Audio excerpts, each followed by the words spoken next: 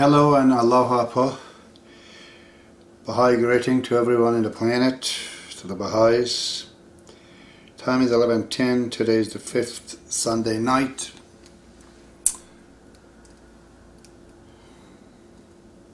(11th of May). And I'm going to continue this critiques or analysis, whatever you like to call it, on this book called Gate of the Heart. This book is written by Mr. Nader Saiedi, a seemingly prominent scholar in the Baha'i faith. It took a long time for me to understand how wayward, how crooked, how confusing this book is in the mind of the writer. With all the credit to his effort, seemingly it was for the sake of God. We're going on the page 39. The topic is called the mode of the interpretation. By the way, I explained to you briefly that last time I spoke about this book on the previous chapters, that on his own Mr. Nader Saiedi creates a three-time capsule, three-time stage, as he calls to call it. The first 2 years, and then 2 years after that, and the last 2 years, to the three stages in the writing. He calls them the stage of interpretations and philosophical and legislative. He thinks the first 2 years Bob was interpreting, the second 2 years basically he was writing philosophical things, and the last 2 years he was doing legislative things, which I proved to you last time based on his classifications that he has assigned. They were all wrong, including one of the tablets called Suluk, the Journey to God. The second one, he has not read the tablet, seemingly taken it from the book of Abdu'l-Baha, and he has misplaced the time. The time of that tablet was not the time that he says. But there are other things. In here at page 39, he says that one of the uniqueness about the writing of the Bab and the revelation of the Bab, as opposed to the past, that is Islam and Christianity, Bab himself personally, or with authentic, trusted scribes, the books are recorded. Therefore, it's not like Quran or any other book as it was a few thousand years ago, that difficulty. That difficulty does not exist in this revelation, because everything is recorded by the handwriting of the Bab himself. This authenticity that he brings, let's read it. He says, thus in studying the Bab writing, we're not dealing with the interpretive paraphrases of the successive generations of believers, but with the corpus of his own written words. Ascertaining the authenticity of the sacred text is no longer an insolvable issue as it was in the previous dispensation, when it was not possible to know which parts of the scriptures actually represented by the prophet's words, and which were paraphrased,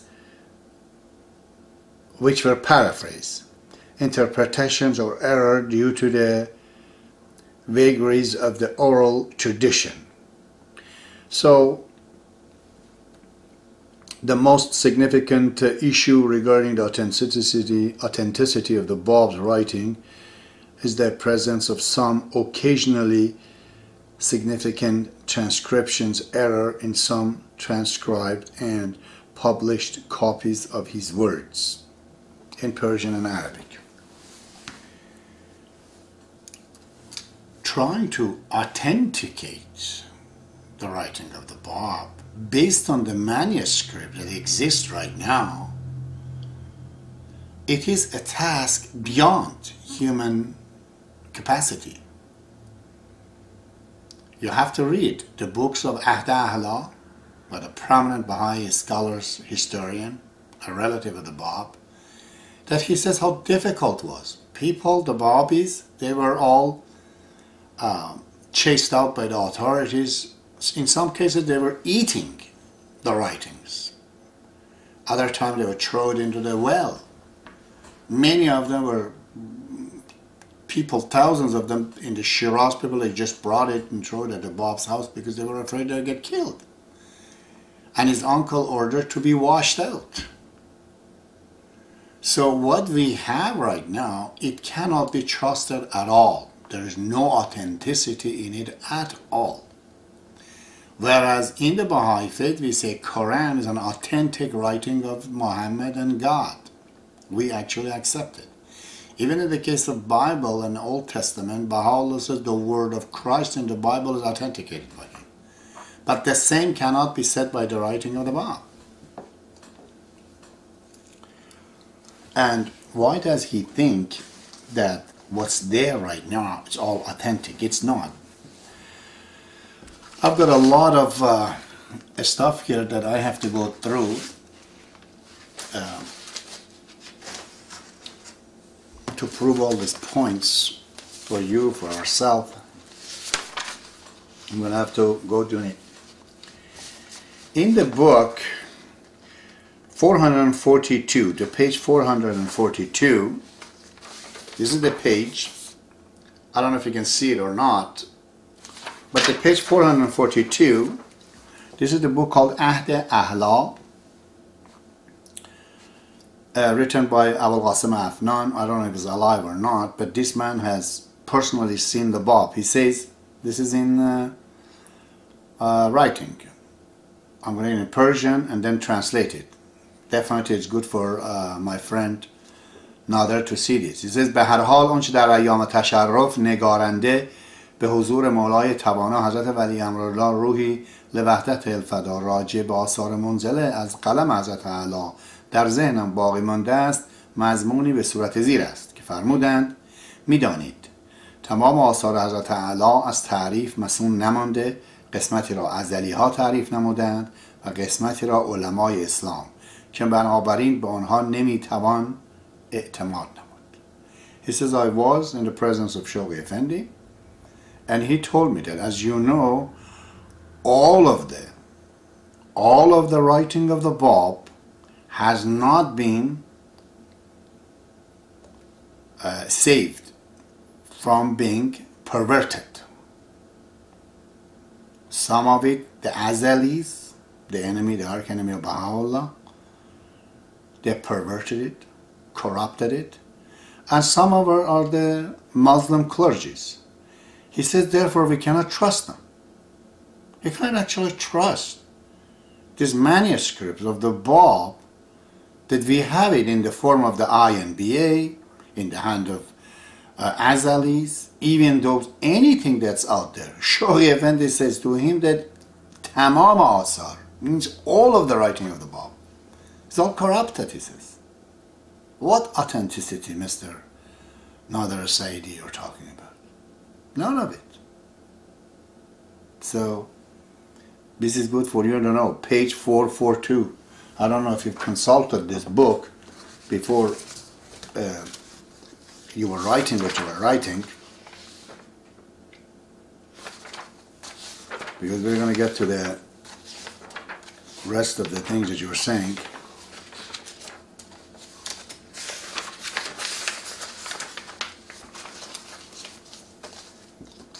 So this is one of the points at the page 39. Authenticity of the writing of the Bab is virtually impossible. I have not seen 2 tablets of the Bab, small one, even 1 page, the 2 of them to be the same. Not yet. And I've basically typed all of them, 10,000 pages. Believe it or not, this word when it says tamam asar, all the writing of the Bab is corrupted, I was shocked because I thought that the book of Bayan and Dalail al-Sab'ah, the seven proof, are in the hand of the private hand of the Katib Yazdi, which was his personal ascribed, and he was the letter of living. So, and I took the book of Bayan and I typed it based on the Azali copy that was published in Iran some times ago, compared it with the one at 25, number 24 with the INBA, and I found a lot of differences. And then the INBA 98 came, which is, by the way, the copy of the Bayan in the handwriting of the Katib Yazdi, the one that is supposed to be trustworthy. In the very beginning, Universal House of Justice says many pages are gone. I found out it's not in one place, but in a couple of places. The original manuscript does not have several pages. And when I compared this book, these two books, with the third one, I found again a lot of mistakes. But astonishingly, in the very original manuscript, handwritten in the handwriting of the Katib Yazdi, even there are mistakes. He is repeating sentences a couple of times, which means he did not have time to go back and see what he has written and perhaps marks them. So there is really nothing that authentically we can say 100%. The way we Baha'is will look at Quran or even the word of Christ in the Bible, the same cannot be said to the writing of the Bab. Although he was so recent, although this was the time that there was printing available and there was great paper was available and there were so many people to do this, but actually this is a claim that is one of the major problems. So I've written here, let's see.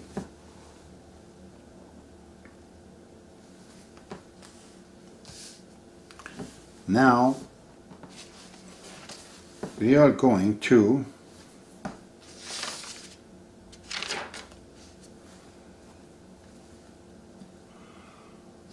page 41. Okay, in the page 41 on your book, Mr. Nader Saiedi, you're talking about the principles of the hermeneutic. And these are your words. He says, understanding this fact is a key to comprehending some of the enigmatic aspects of the early writing of the Bab, yet, even before discussing the hermeneutic principles operating in the Bab's interpretive works, we must locate interpretation as a mode of writing within the overall typology of the modes of the revelation found in the Bab's writing and examine how these different modes are related to those of the Islamic dispensation. You're talking, sir, about the hermeneutic principles operating. There is no such a thing. Bab does not follow any principle in the revelation. When you're saying principle, means a ruling, a pattern that consistently goes through anything in the world, whether it's writing or it's building or anything. A consistency of the presence of certain elements continuously in something, in a book, in a system, in a writing. There's no such things. There is no principles, there's a hermeneutic. The word hermeneutic, which means tafsir, it's a word that is not applicable to the writing of the Bab at all. You go, sir, for yourself Go in the internet and look at the principles of the hermeneutic and how would they look at a word, where it came, who said it, what it meant at the time of its revelation, what was meant the day it was revealed, historical event around it, to find out what it could mean, that particular word at that time. These are some of the principles, of the hermeneutic. Now you're saying that Bob has his own hermeneutic. Bob does not have any such principles in his interpretations. One of the objections, if you heard, on the integration of the Bab, they were asking him that, say a verse, the guy says to Bob, basically order him, the rude, belligerent. And Bob revealed the verse, told him that, repeat that, bring the same word. And Bob said it differently. And the guy said, well, this is not what you just said. Bob said it is revealed differently. Because it's not mechanical. When you say existence of a principle, then things becomes mechanical. It's not mechanical. Because when you look at the tafsir, I like to say, interpretation by English, not hermeneutics, of the Bab, in the book of the chapter of the cow, which is in the very beginning of his ministry was revealed, is entirely different from the one that is in the tafsir Surah Yusuf, the interpretation of the Surah Yusuf. When you're looking in the chapter of the cow, he actually brings verse by verse of Quran and interprets what they are with a reference to the Islamic traditions and then his own idea on it. But the same doesn't exist in the tafsir Surah Yusuf. Tafsir Surah Yusuf, which is the interpretations of the chapter of Joseph, Bob brings the verses in the beginning, but the content of it has nothing to do with the subject many times. Maybe one or two verses refers to that. All of a sudden, in the middle of the chapter of the interpretation of Surah Yusuf, chapter of Joseph, Bob tried to interpret a few of the Islamic other chapters, smaller ones. For example, namely Surah Al-Asr. One of the surah of the chapter of the Joseph is called Al-Asr. It interprets some other things. It just gets out of the Surah Yusuf somewhere else. Now when you're going back to the Surah Kosar, Bob this time does not talk about the content of it at all. He just goes word, letter by letter. He interprets the chapter letter by letter. Like Bismillah ar-Rahman ar-Rahim, he says B is this, S is this, M is this, A is this, L is this, L is this, H is this, and so on. Letter by letter. So what principles of hermeneutic are you talking about? You can say the Surah Kosar and Surah Al-Asr, the chapter is being interpreted letter by letter. Those two are a bit similar. The same is not the case with the other ones. So again, this is highly questionable of you, saying that there is an actual presence of a principle in the hermeneutic of the Bab or interpretation work of the Bab, the way it is revealed. It's completely not acceptable. If we can say anything, we have to say that the revelation of the Bab is rather dialectic. I wouldn't say it, but you probably would, if I wanted to speak your language, that's what I have to say. If you have been saying that in your talk, oh, dialectic is a spiritual language in your Persian talking, pertains to the spiritual topics, the spiritual subject. That's absolutely absurd.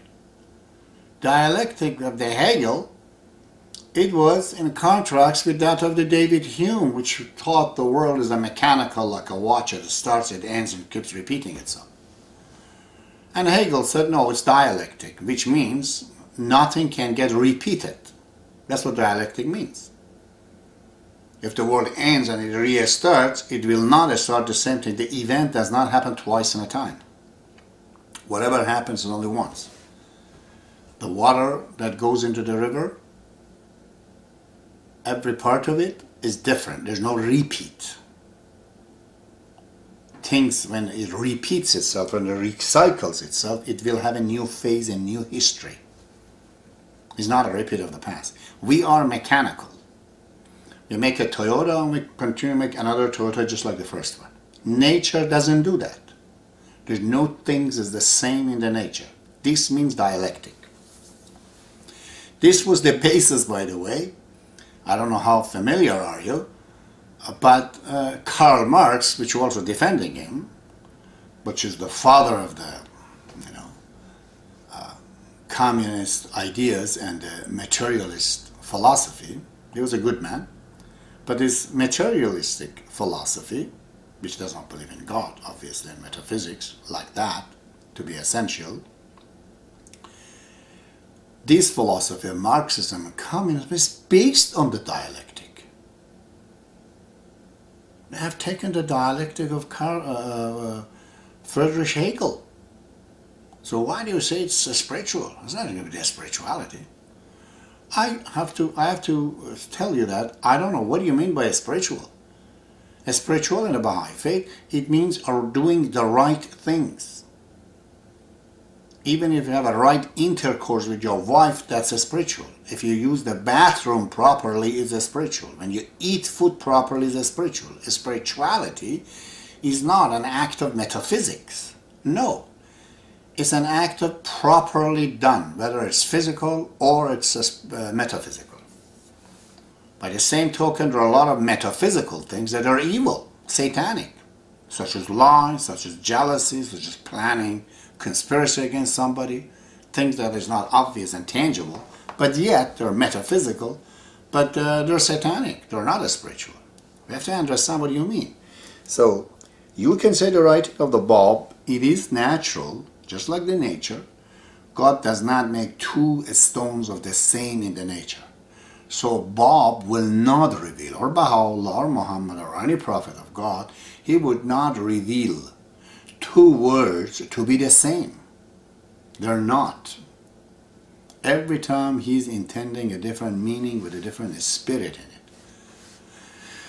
So this exists on the hermeneutic principle, which is a consistent pattern in the writing of the Bab, is totally lacking. It does not exist. It cannot exist. It's philosophically wrong.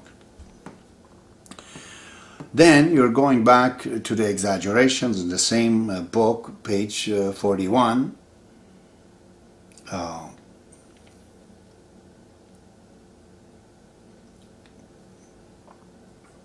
In the page 41, you're saying again, a significant portion of the writing of the Bab is devoted to the discussion of the typology of the modes of the revelation.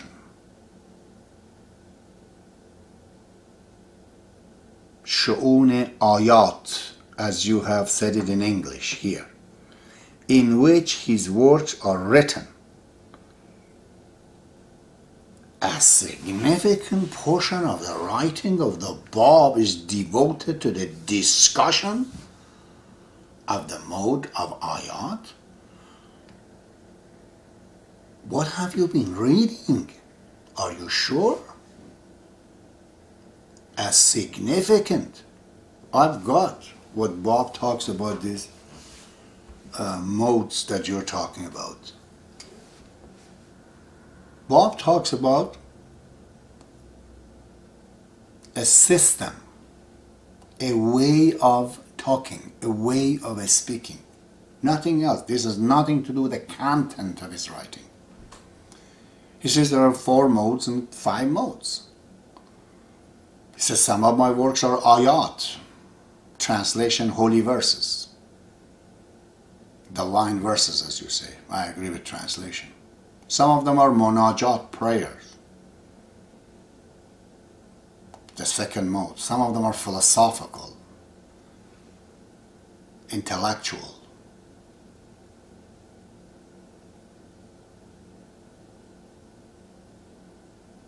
Some of them are interpretation. And fine, this is the 4, and then the fifth one is, it says some of them are in Persians. So, and you're saying that, I want to go back to this more, that these 5 types of the things could be ayat, divine verses, munajat, prayers, shu'un ilmiyyah, intellectual, philosophical, and then tafsir, interpretations, and then Persians, as he has written, the 5th mode. You're thinking these things are dealing with the content of his writings? No, these are the modes, the way he revealed it. Shall we say a style of writing? It has nothing to do with the content of the material in it. And they're not as difficult as you're trying to explain it they are. So, a significant portion of the writing, Lord. So,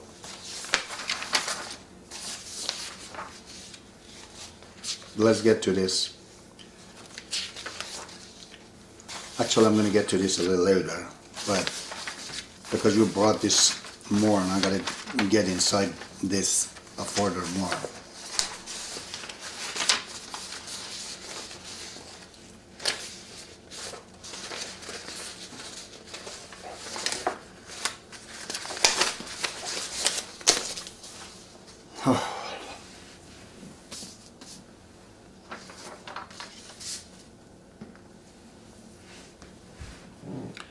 Only 4 to 5 places, altogether maybe 1 page of the writing of the Bab, of his 10,000 pages. He talks about these modes, and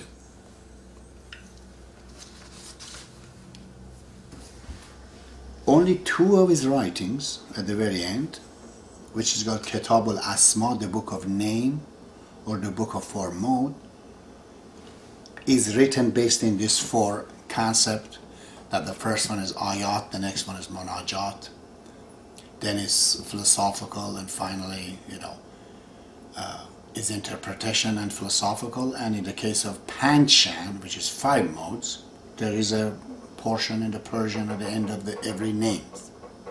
Only 2 of his writing, although they're very lengthy and big, but only these 2 have written this. But discussion of the issue, my God, there's 4 or 5 places in the Bayan he says that these things are there. And there's another tablet, it's called Shu'un Arba'eh, where he talks about these 4 modes in it. And there's another one in the F23, and the book of Ziyarat and Khatabat, the Azalis that printed it. One there also he refers to it. Nothing more. A significant portion of the writing of the Bab is discussion about these 4 modes, you see. What, is only 1 page? And we'll bring it more from the Baha'i books that you're going really way out of the door here. Then you say, let's continue. A significant portion of the writing of the Bab is devoted to the discussion of the typology of the models of the interpretation, revelation, ayat, in which his works are written. This emphasis on the modes themselves is not a mere exercise in classification. It plays an important role in the structures of the meaning that defines the writing of the Bab. Absolutely baloney. You're saying these modes, whether they are tafsir, interpretation, or they are ayat, verses, or if they are munajat, prayer, or if they're shu'un ilmiya, philosophical, the fact to know that they are in which mode, you say that It plays an important role in a structure of the meaning. Remember, meaning, a structure of the meaning. That's a big way of putting it in. Very Euclidean. A structure of the meaning that defines the writing of the Bab. Absolute baloney. If you take any of these modes, let's say Shoghi Effendi, which means the writing in Persian. The writing of the Bab in Persian, they could be interpretation of certain words. They could be philosophical. They could be a prayer. They could be ayat. All those four elements could be in it, not just four, even more. The same story is with any of the books such as interpretive work of Bab. For example, let's say take Tafsir Surah Kawthar, Tafsir Surah Ahsan al-Qasas, any of the tafsir which is called interpretive work. In there could be prayers. In fact, if you look at the volume number 4 of the Miller collection in New Jersey, you'll find out Bab is answering several philosophical pertaining to knowledge and intellectual questions in the theme of prayers. So you could see the style of prayer is being used to answer intellectual questions. The two are mixed right in there. So these modes, they do not structure the meaning of particular writing to say that, okay, this book is only interpretive or that book is prayer. No such thing exists. Okay? That is not acceptable. What else you have said here?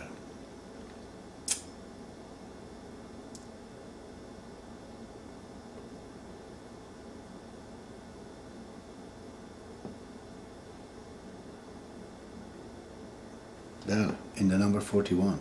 What else you're saying? You're saying these various modes of revelations are constitutive principles of reality. My God, where are you, Nader?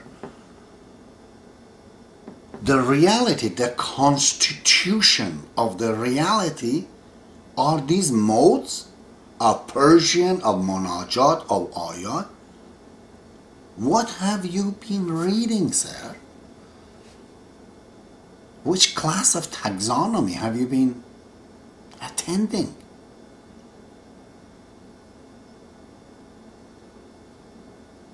This is completely unacceptable. These various modes of revelation are the constitutive principles of reality. Thus, the mode themselves are keys for understanding the metaphysics, theology, and indeed the entire world view of the Bab. Absolutely, my God, my Lord. And then you're thinking there are only 4 modes and 5 modes.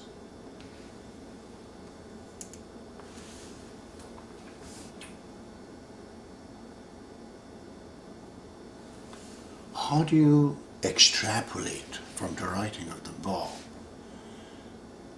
that the reality of the revelation of the Bab, these are the keys. You have to know if this writing is interpretive, if this writing is a prayer, if you know whether it is a mode of prayer or it is a mode of revelation, ayat, revelation, or if it is a mode that he's trying to answer questions philosophically.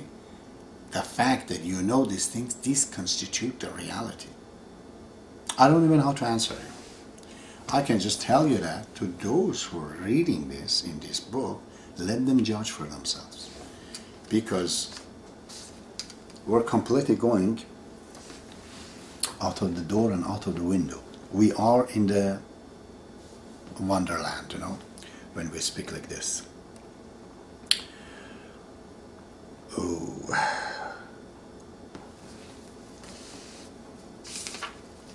Let's see what else you have said.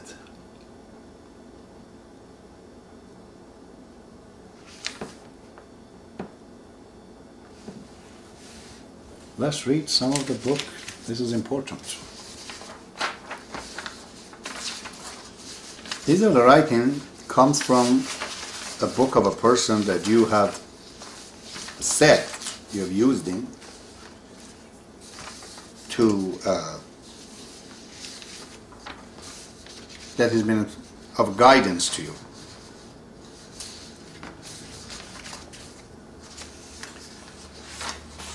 I unfortunately do not have. Oh yeah, I have it. I have it here. Let's see at the page 723. The book called Hazrat Bab is written by a very prominent Baha'i, Allama Husseini, who has written the book about the history of the Bab. He's not trying to get into the content, he's afraid of it. And wise.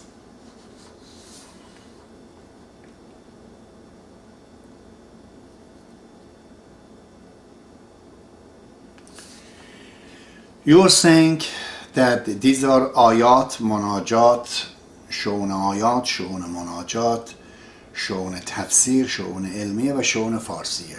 So these are the five. That is not what your friend says, and he has reason for it too. He says, for the Persian, it's good to see. First of all, he says that Bab does not call them mode all the time, which is shan. Sometimes he calls them nahj, means a way. Sometimes he calls them anhar, like a river. He says, نکته چهارم که نکته اصلی و مهمین بخش است موضوع شؤون و الهان آیات حضرت باب است. به اعتبار دو لفظ بیان و آیات دو عنوان عام هستند و بر همه آثار حضرت باب اطلاق می شوند.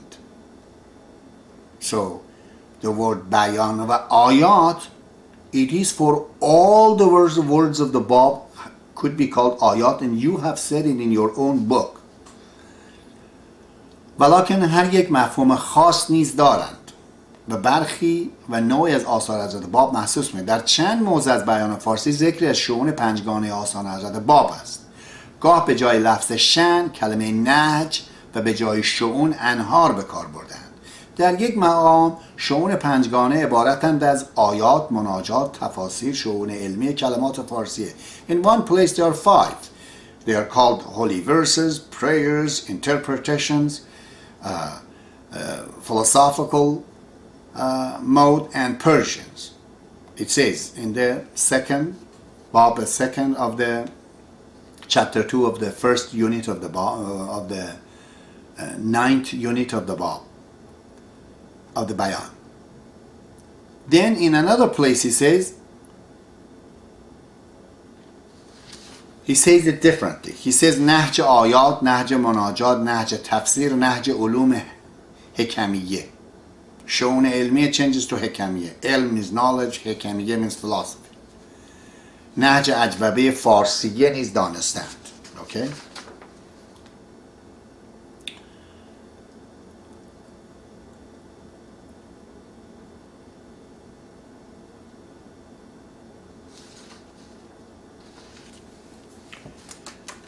In other places, Bab uses completely different things. He says شأن آیات، شأن دعوات، مناجات، شأن خطب. This time he calls one of the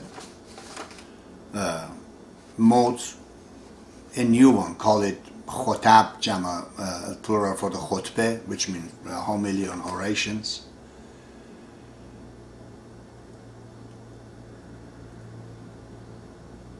So, there's no consistency in what you're saying in the writing of the Bab. These five that you're saying, it has been said differently. many ways it has been said. And this poor guy have been written these books. If you would have written it, you would not insist so much on these books of the Bab to be 5 modes or 4 modes. Not even understanding what the mode stands for, sir, because you're thinking it is a reference to a content. This is not a reference to the content of the writing of the Bab at all. It's just simply an style. But most importantly, I think, that's the final, answer to you, is this writing of Shoghi Effendi, which Allame Hosseini is what? You're thinking there are 4 and 5. Shoghi Effendi says there are 9. And according to the writing of the Bab, we have to defer to Baha'u'llah in understanding the meaning of his words. So what you're saying is just nullified right now, even though it is written in the book of Bayan, because the interpretation of what he says in 4 or 5, it actually means 9. Here it is. God passes by, page 19 and page 22. In the page 19, he says, variety of the themes, not the content. The theme presented by these voluminous writings, such as prayers, homilies, orations, tablet of visitations, scientific treatises, doctrinal dissertations, exhortations, commentaries on the Quran under the various tradition, epistles to the highest religious and ecclesiastic dignitaries of the realm, and laws and ordinances. The theme of the writing of the Bab is not 4 and 5, as you brought up in one place of the writing of the Bab, where he himself uses different words in different places. For example, khutbah, which means homily or orations, talks, speeches, is not one of the modes that you've used, whereas Bab used one of them too. So right there, there's 6. But he uses shone ilmiye, which is knowledge. It's different from hekamiye, which is philosophy. But Shoghi Effendi disagrees with you. Again, in the same book, God passes by, page 22. There's a vast number of the commentaries, 1 of the prayers, 2 of the laws, 3 of the ordinances, 4 of dissertation, 5 an epistle, 6 homily, 7 oration, 8 that had incessantly streamed from his pen. Page 22 refers to 8, and in the page 19 it refers that there's 9 of them. So what's this persistence that there are 4 or 5 modes which you have misread it because you're trying to apply that to the content of the writing of the Bab, not the theme of it? Show if this is theme. Okay?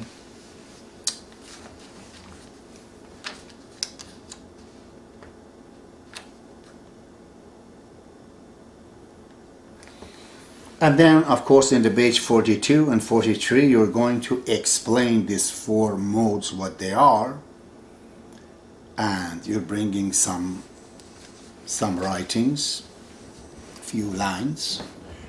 But what you, I guess, do not see, that in any given tablets of the Bab, in any given writing of the Bab, in some part we could find a prayer.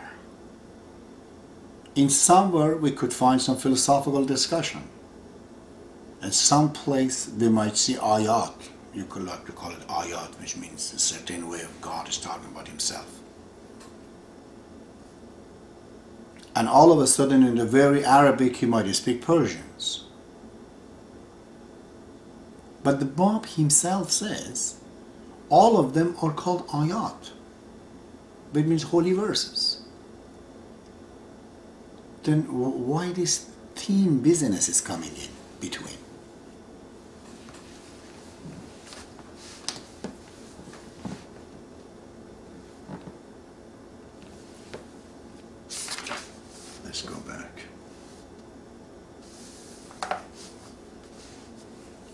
The fact that all of the writing are called ayat, this is your own translation. This is taken from the writing of the Bab, the book of Bayan. He says, whatever is revealed by the point had been designated as the Bayan. That means the entire writing of the Bab is called Bayan. Okay, however, this name referred in its primary reality to the divine verses, and in its secondary reality to prayer, third to the commentary, fourth to educational works. The word ayat and bayan can be applied to all of this, it says. And fifth to the Persian words. Yet this exalted appellation on the basis of its intrinsic word solely denoted the divine verses as the exclusion of all others. Alright, the word ayat, all the writing of the Bab is called ayat or bayan. He clearly says the word ayat, which is one of the mode that you're saying, the mode of divine verses, he says is applicable to commentaries, to the prayers, to all of them.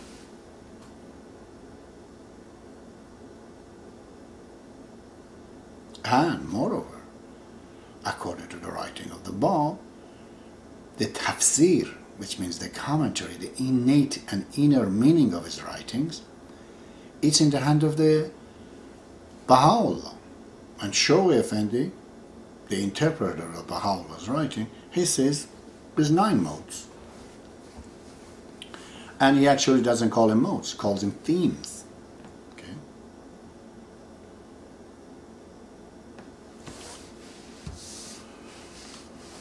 All right.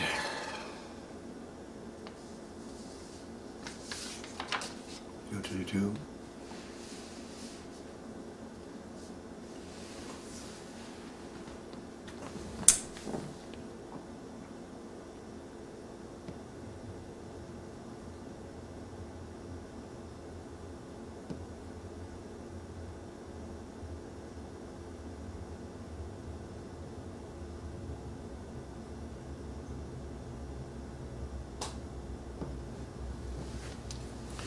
For example, this is interesting to know that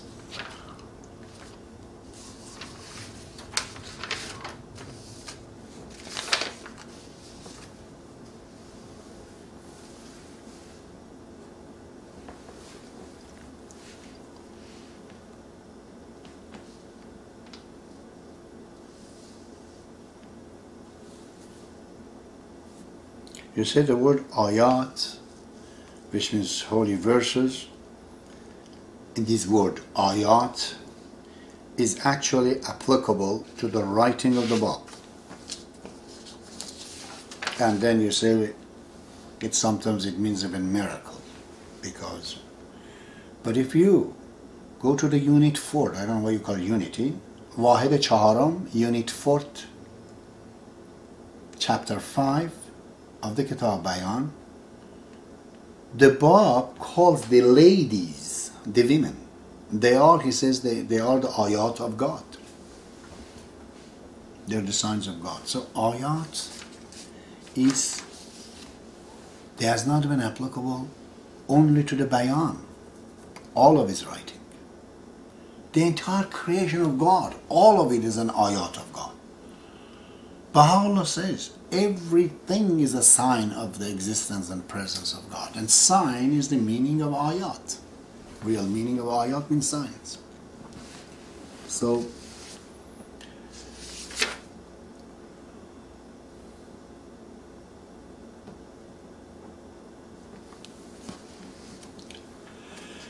all right. Let's go to see what else you have to say in the next chapter. Now you're trying to justify what you're saying, because you talked about the principle of the hermeneutic of the Bab. In the page 48 we have the Bab's hermeneutic principles.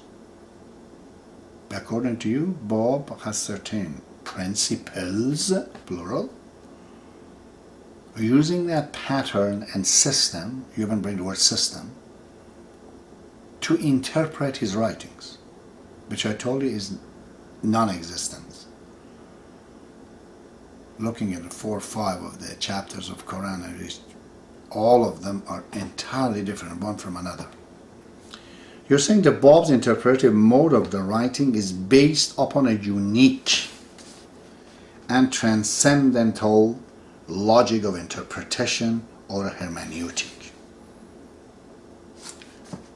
This section will be discussing some of the main metaphysical principles of that interpretive system. Is that a system? Right in there, you seem not to understand that this theme of the writing has nothing to do with the content. You're going to go into the content, thinking that tafsir or interpretation is a content of certain type of writing. You say a lot of strange things here.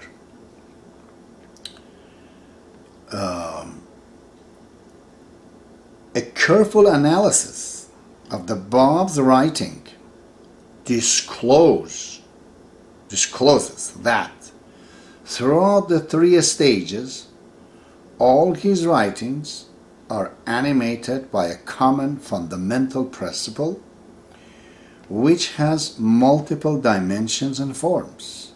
We may term this foremost hermeneutic concept of the principles of the metaphysical unity, although the principles becomes increasingly explicit in the metaphysical and legislative stages of the Bab's writing.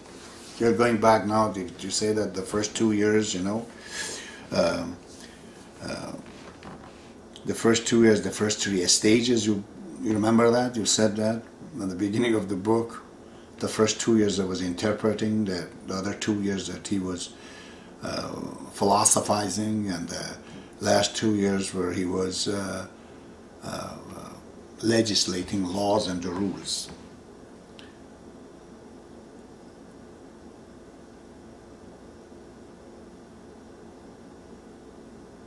So these are very, very amazing ideas, eh? Although the principles becomes, we read that, metaphysical stages of the Bab written in the Bab's writing, its presence in his interpretive works in unmistakable indeed understanding. The Bab's commentaries is depending on comprehending this central idea. If you understand this central idea, which I don't know, what do you mean by that? Because you say many different things. If this central idea is that there are 4 modes and 5 modes in his writing, I have to understand that some of these writing are interpretations and some of them are munajat, some of them are ayat. We have to know this because otherwise we wouldn't know it. We would not understand the writing of the Bab if we don't understand these modes that you're thinking is relevant to the content, which is not.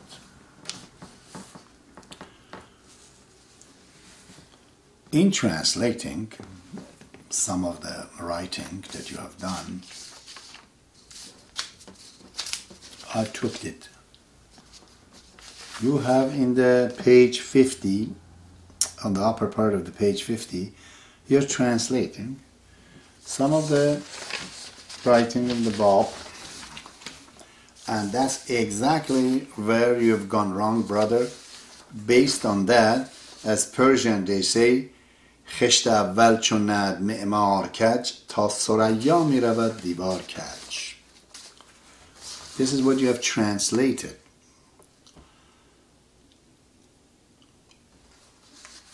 I can read it in Arabic and Persian, they will understand what this means even. But this is your translation. It says elevates the alphabetical letters of that divine verse into the sublime stations of the manifestation of their heart. The letters have a heart. This is where you went wrong. Letters of alphabet, they don't have a heart. The word that is translated, that you have been translating and thinking that means heart, is fu'ad. It is good to know that in Arabic there is a word qalb, which means directly heart. And it could mean physical heart and actually metaphysical heart. Then there is a word fu'ad. This word fu'ad is different from qalb. It is definitely not physical qalb. But is it metaphysical and spiritual heart? Not really. It has been used 3 different ways in the writing of in the Baha'i faith. In the book of Iran, Shoghi Effendi translates fu'ad as mind, some places as soul, spirit, and certain places heart. If you are to say the fu'ad of a person, you could mean his heart. You could also mean his heart, his soul. But if you say the fu'ad of a letter, of an alphabet, for sure you know that does not mean the soul of that, because that does not mean the heart of that. It means the spirit of the word, the soul of the word. So, these are the part that you haven't translated. This is important. Page actually comes from 480. You say this is the chapter of the Surah Baqarah. Actually, this is from the second part that Bob says is stolen from him, and somehow it is found now. Nobody has authenticated it. Abul Qasim Afnan says very likely it is. Today I tell you that it is. It is the writing of the Bab. But it says, "En tuhibban tashahid kaynunat تلك الآية في مقام بحر توحيده وتمتام يم تجريده فاستمع أحكام اللاهوت من هذا الطير المتصف في جو العما وأحكام الجبروت من هذا الطاووس على جبل الفاران وأحكام الملك من هذا الطير المدف في هواء أسماء الإنشاء وأحكام الملكوت من هذا الديك الذي يسيح في أفق العرش ويقول إن الأول ركن الأبيض لظهور توحید الذات و الثانی رکن الأصفر لطلوع توحید الشمس شمس الصفات و الثالث رکن الأخضر لظهور توحید الأفعال و الرابع رکن الأحمر لإثبات توحید العباده في تلقاء طلعت حضرت الذات. They're asking me, he says, he considered 4 levels of understanding this chapter of Quran. This chapter, one is Tawheed al-Zat, is the oneness of the essence. The next, he says, is the manifestation of that essence into attributes. Wasalis, the third one, it is the manifestation of that attributes into action, which is creation, a part of it.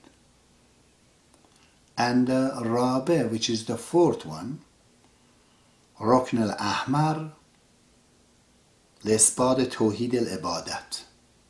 It is for the proof that manifests into prayer. في تلقاء طلعت حضرة الذات بما تجلي للمتجلي كما تجلي له به واسعت حروف الهجائية. This is where you start translation. واسعت حروف الهجائية من تلك الآية إلى مقام ظهور فؤادها. اسعت, elevate, as you say. حروف الهجائیه, the alphabetical letter, من تلك الآیه, from this verse, إلى مقام, to the station of its appearance, ظهور فؤادها. This is where you have a problem. Because Bab says many places in the Bayan, I challenge you to go find it for yourself, that his word and the word of the Prophet of God has a difference from the word of an ordinary man. And he says there is a spirit carries that word. He says, do not look at the word as if it is the word uttered by a person. This has been uttered by God. It has a different effect and influence. It's like many people say to a child to eat. I say to eat, but then mother says eat. The same word eat carries a different spirit when mother tells it to the child because of the relationship. This is why the word has a spirit depending on who talks. Bob is trying to tell you and us, elevate this alphabet of letters into this letter to the level of its spirit.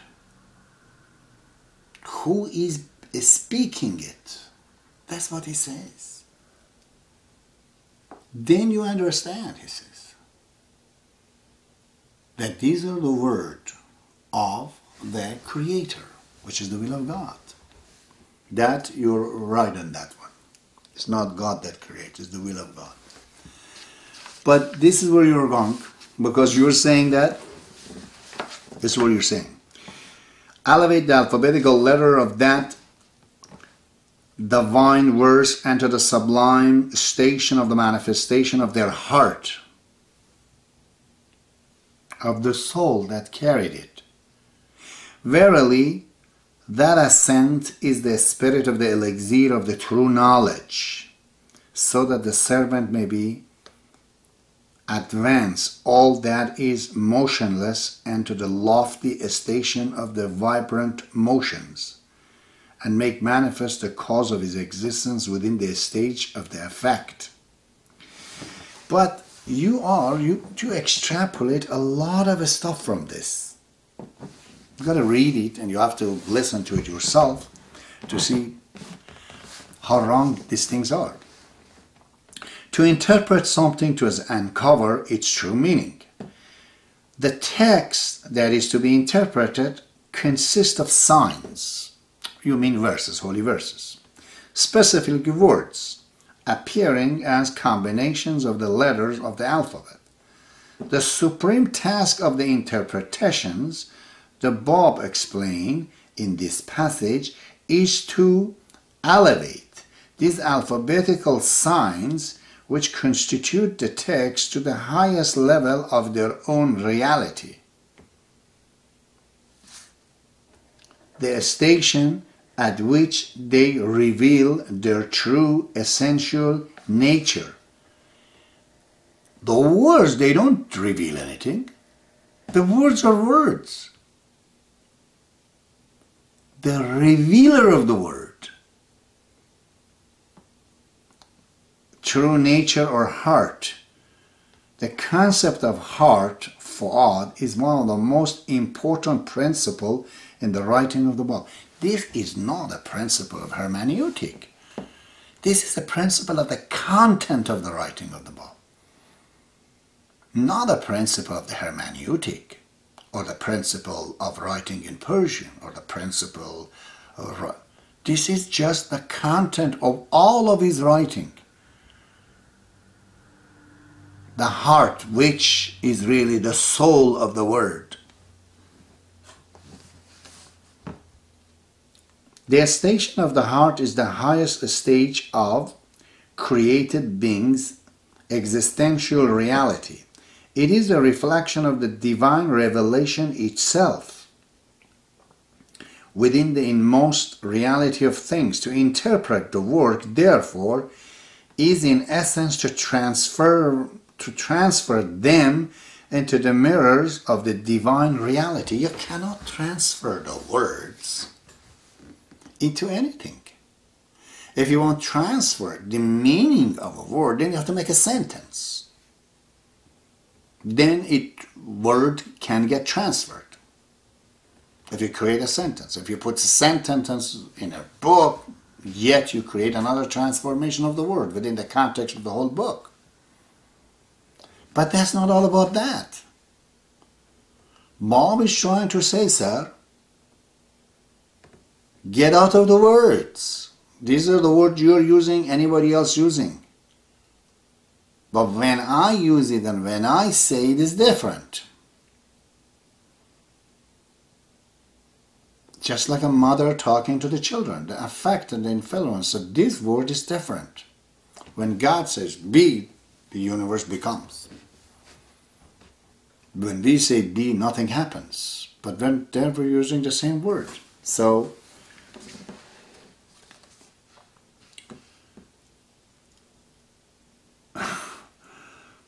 a true interpretive act finds in the words alphabetical phenomena and signs of the text nothing but the expression of divine attributes. In this sense, the text and all the reality becomes a testimony to the unity of God, a praise of the divine names, and an affirmation of the divine creative actions.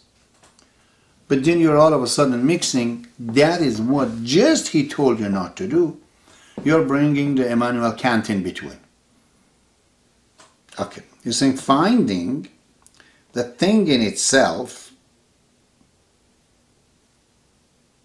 finding the things in itself, in the realm of the appearance, within a bracket, in the Kantian terms, manifesting the infinite kingdom of heart in the finite, phenomenal realm of the world. What is this word means? Manifesting the infinite kingdom of heart. Whose heart? What does it mean by heart? If you're talking, there is a way in a human being about understanding, because Abdu'l-Baha says that it's wrong. Read the some unanswered questions. If we use our 5 senses, he says, to understand something, which is Westerners, they do, he says, it's a very low way of comprehensions of the universe, because there are very metaphysic things. He says if we use our wisdom, our understanding, that also is limited, because it's coming from us. Imperfect. And if he uses the word that is being related, he says, in the holy books, in the Bibles and all, that he said, she said, because that is not really the actual word either, and it cannot be. Only the holy word, the word of Baha'u'llah, the direct word of God, that is revealed in the book, he says. That is, he says, the only criteria for understanding the truth. But you're all of a sudden injecting in your opinions into the Babs, and you're bringing the idea of the can. But as Emmanuel says, he says, manifesting the infinite kingdom of the heart. Heart does not have any kingdom. The only kingdom that we know, if you remain the ultimate reality, is the kingdom of God through the will of God, not the heart of people. And we cannot say in the heart of God, we say the will of God. It means a door to know God. So the kingdom of God in the finite, phenomenal realm of the world, and beholding the world as reflecting nothing but the proofs of the sovereignty of God thus constitute the ultimate hermeneutic principles of the Baha.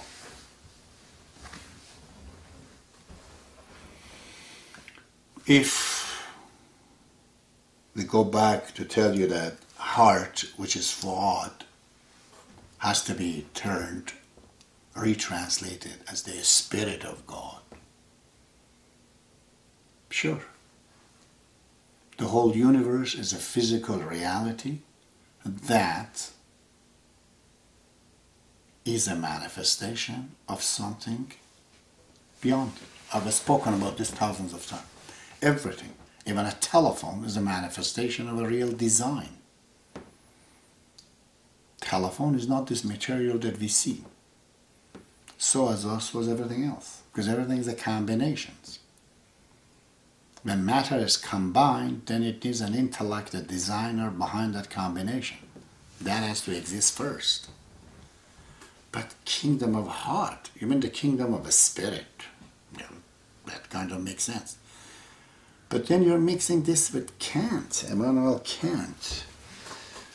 Persian, they call him Immanuel Kant. He actually can't. Immanuel Kant can't do it, isn't it? And that is not a principle of the hermeneutic of the Baha. But if I go furthermore to read this page 51, we're getting into a bizarre way of confusing yourself and others.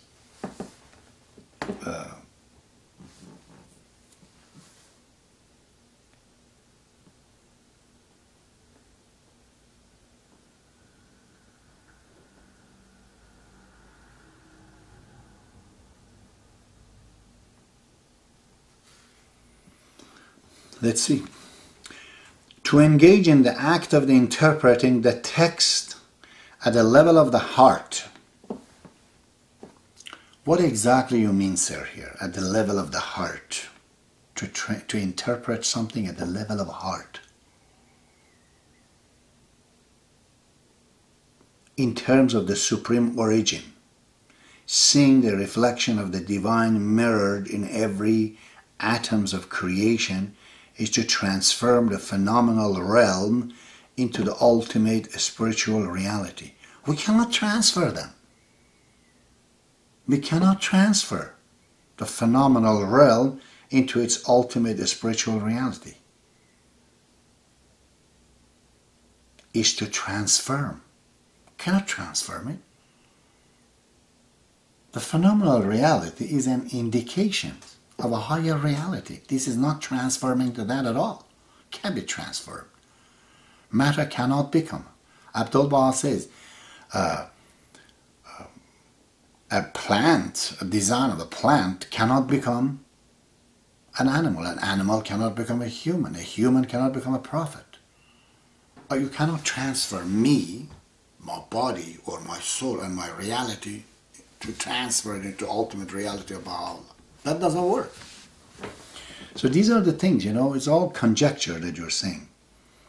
Seeing the reflection of the divine is to transform. So to interpret is to transform, you say, to transform the phenomenal realm into its ultimate spiritual reality.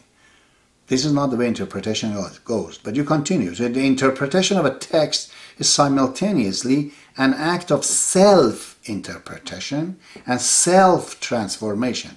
What do you mean by self-transformation, by self-interpretation? Am I interpreting myself or am I interpreting the writing of God?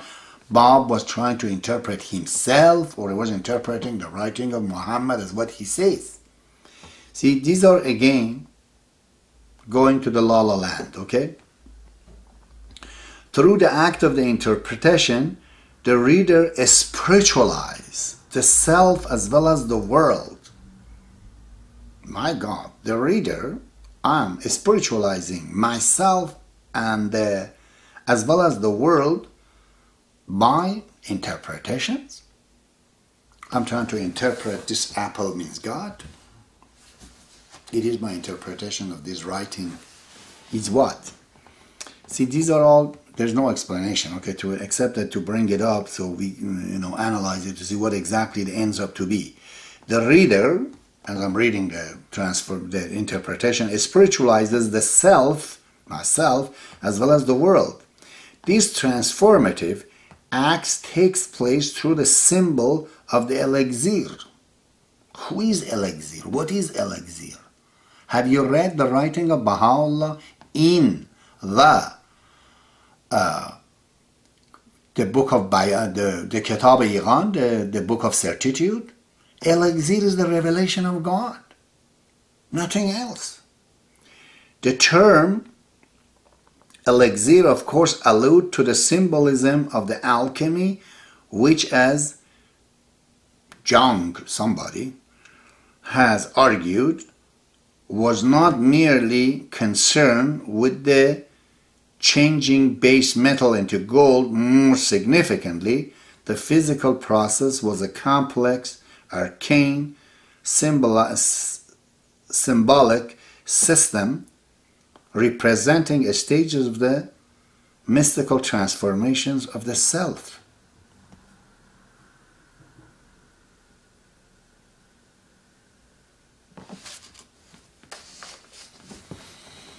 After saying that the alphabetical letters must be elevated to the station of the revelation of their heart, you see what you're asking?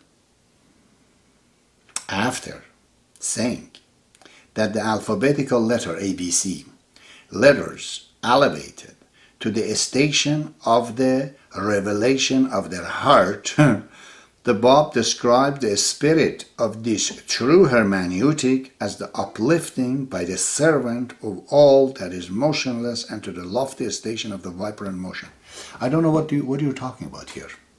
It has no meaning in it, because believe me, I'm the analyzer that I analyze everything. There's nothing here to analyze, except that it's more like Alice in Wonderland, you know. The winds and the willow, you know, those words that,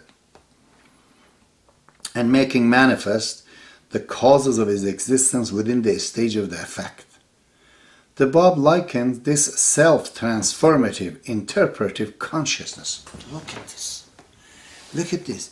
The Bab likens this self-transformative, interpretive consciousness to the spirit of the elixir. None of it is elixir, that Bab says. Elixir is what Baha'u'llah says in the Kitab Iran. Go read it, sir. That's his revelation. It is nothing to do about the self-transformative.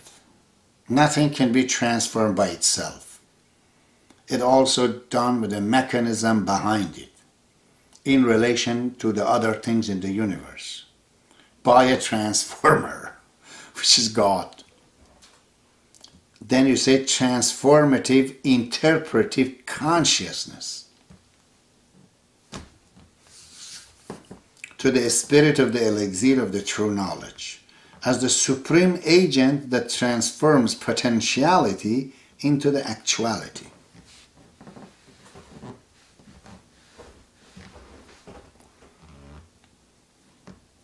First of all, what potentiality, what actuality, physical, non-physical?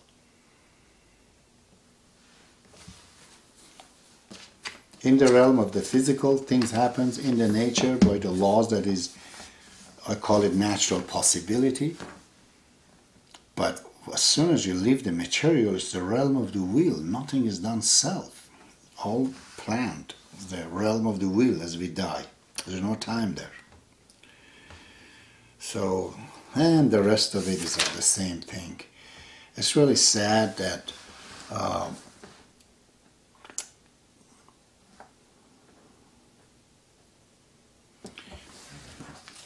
there's something else you're saying here. I want the readers, please see if you can understand this. It says, thus interpretive revelation is characterized by the unity of the interpreter, which is Bab. In the bracket it says the word or the will of God, by the unity of the interpreter, the Bab. The interpreted, which book. So Bab is united with his book, the Word of God, and the interpretation and the actual act that makes this work to happen, the Word of God. Transcending the limitation of time and uniting past, present, and future.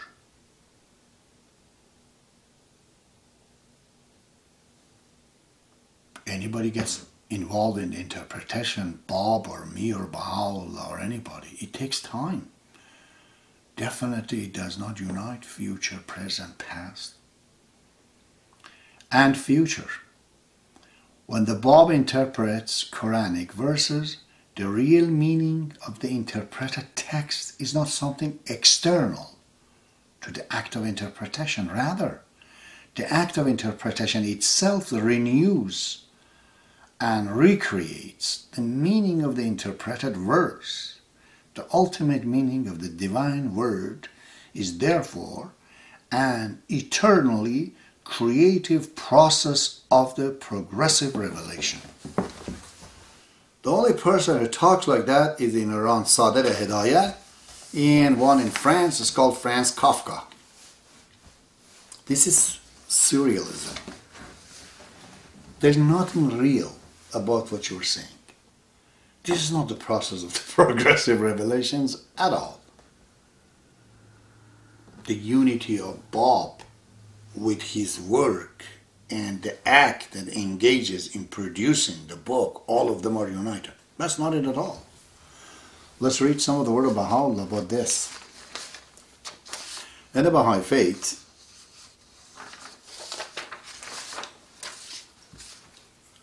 we have God. God has a will. Will does the creation, creates the creation. There is no relationship between God and the will. There is no relationship between the will and what has been created.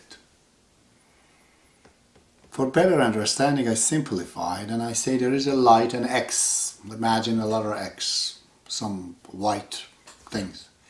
There are two rays comes from him, two arms.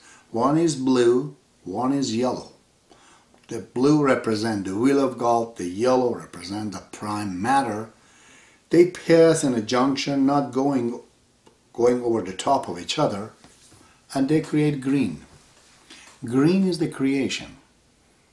It happened because of the interaction between the blue and yellow, which is the will of God and the prime matter. Those two are coming from God. By the will of God and the prime matter, we cannot understand God, because these are combinations of coming from the first one. We cannot understand it. In the word of green, we do not know what blue is. If we've never seen blue, we never know that green could have come from blue or yellow. And this is the concept. There's no other way to explain these things. Now, this is beautiful to read from the writing of Baha'u'llah, the true interpreter of these writings. The second part, the beginning of the second part of the Book of Certitude. To every discerning and illuminated heart, it is evident that God, the unknowable essence, the divine being, is immensely exalted beyond every human attributes, such as corporeal existence, ascent and descent, egress and regress. Far be it from his glory that human tongue should adequately recount his praise, or that the human heart comprehend his fathomless mystery. He is and had ever been veiled in the ancient eternity of his essence, and will remain in his reality everlastingly hidden from the sight of men. No sight taketh in him, but he taketh in all visions. He is the subtle, that is, the all-perceiving. This was a quotation from Quran. Continues. Baha'u'llah. No type of direct intercourse can possibly bind him to his creatures. So what are you saying? The unity between the interpreter and the action of the interpretation and the word. Baha'u'llah says no tie of direct intercourse can possibly bind him to his creatures. He standeth exalted beyond and above all separation and unions, all proximity and remoteness. No sign can indicate his presence or his absence, inasmuch as by a word of his command all that are in heaven and on earth have come to exist. And by his wish, which is the primal will itself, all have stepped out of utter nothingness into the realm of being, the world of visible. Gracious God! How could there be conceived any existing relationship or possible connection between his word and they that are created of it? But you say they are united. Baha'u'llah says what is created from the word, they're not united. His word and they that are created of it. The worst God would have you beware of himself, and mistakably beareth witness to the reality of our argument. And the words, God was alone, there was none else beside him, are a sure testimony of its truth.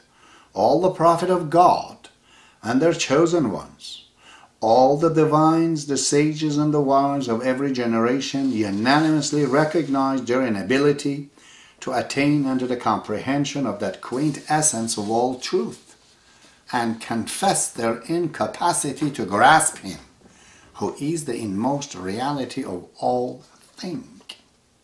Even Baha'u'llah says, I don't know. This is all the Prophet, which means include himself. Now, Mr.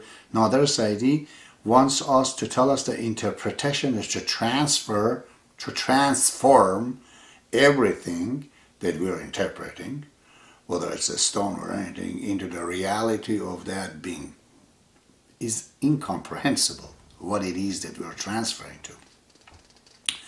The door of the knowledge of the ancient of the days being thus closed in the face of all beings, the source of the infinite grace, according to his saying, his grace hath transcended all things, my grace hath encompassed them all, hath caused those luminous gems of holiness to appear out of the realm of a spirit in the noble form of the human temple, and be made manifest unto all men, that they may impart unto the world the mysteries of the unchangeable being, and tell of the subtleties of his imperishable essence.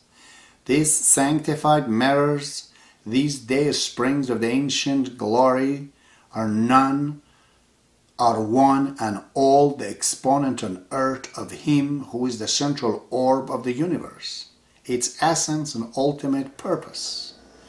From him proceeds their knowledge and power. From him is derived their sovereignty. The beauty of their countenance is but a reflection of his image, and their revelation a sign of his deathless glory. They are the treasuries of the divine knowledge and the repositories of the celestial wisdom. Through them is transmitted a grace that's infinite, and by them is revealed the light that can never fade. Even as he had said, there is no distinction whatsoever between thee and them, except that they are thy servant and are created of thee. This is the significance of the tradition, I am he himself, and he is I myself.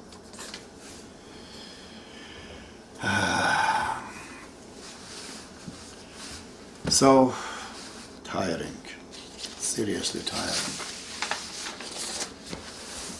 But I'm going to have to do it because of many reasons that is involved. Let's say what's the final word. You know, what's happening here, the phenomenon of Nader Saiedi among the Baha'is is mutations. He's a mutant of something that was supposed to be there. Something went wrong. There has to be a source for this, because there's not just one Nader Saiedi. They're all over. Most of the Baha'i scholars are the same ways. Their ideas are contradictory, They are complicated, they're confusing, and it's not clear what they're saying. Mahnaz Sabhani, another one, she was having a writing trying to find out the Sufism or mysticism in the Book of Certitude. I don't know, how did she get to what she was saying, you know? All of them are like that. This is coming from a source. The universal laws of justice, the supreme Baha'i institution. Something is wrong from there. The Baha'i faith, I've said before, is different from the religions of the past. Baha'i faith is sophisticated. It's like a television. If something goes wrong, TV doesn't work. Religions of the past, they were like shovel. If it breaks, still you could use it.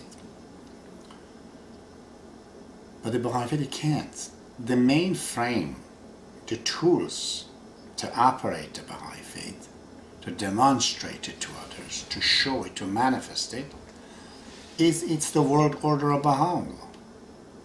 And one of the pillars is missing, which is the universal house of guardianship. Nader Saiedi and others, they say we don't need one. Why? Because Shoghi Effendi was the guardian, he didn't have a son, he died, therefore there is nothing.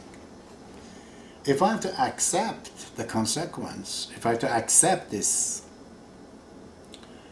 understanding of you, therefore I cannot escape but to accept the consequence of not having a guardian, and a guardianship as an institution actually. Which Shoghi Effendi says, divorce from the institution of the guardianship will imperil the entire fabric of the faith. It will crumble the entire fabric. There is no faith, he says, without this institution. Well, that's the consequence of not accepting one. Then universal laws of justice, which is made to legislate, they start to interpret. They start to do the thing that they're not supposed to do. This is what it says. If you look at the page 62 of Kitab al-Aqdas, the most holy book of the Baha'is, one of the books that the Universal Laws of Justice was proud of it, that is finally printed a copy of it for the Persian Baha'is. In the page 62 there are two mistakes. Instead of the word salat, which is prayer, it has written the word salawat, which means salutation.